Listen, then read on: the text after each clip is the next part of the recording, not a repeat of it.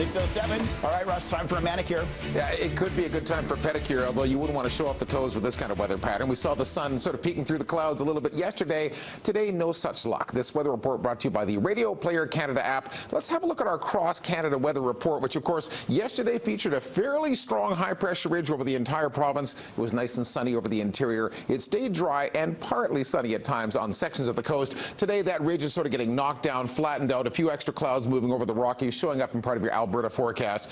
Maybe a little morning flurry activity, although not exceedingly snowy, we'll put it that way. And certainly it warms up over southern sections of Alberta for the afternoon, more so than it does over central Alberta. It's going to clear wonderfully for your central prairie forecast, courtesy of that high pressure ridge on the eastern flank of that ridge. Can't really tell right now, but a very strong northwest wind developing, and it's going to make a huge difference on the eastern half of the country over the next 24 hours, because today the temperature well above the freezing mark. It might be 10 or 12 degrees in Toronto, a little drizzle, some light rain this morning, the sun reappearing this afternoon. A little sun shows up in areas like Ottawa, also into Montreal and Quebec City. It'll be at least a half a dozen degrees above zero. And then tomorrow, with that northwest wind blowing, well, you know, today, like I say, it might be 6 degrees above in Ottawa. Tonight's low is almost minus 20. Into Toronto, about minus 14. It really cools off fast, and you'll find that tomorrow's forecast is bitterly cold with daytime temperatures well below freezing throughout the afternoon. Here we are on the west coast, and we're looking at some wet weather right now.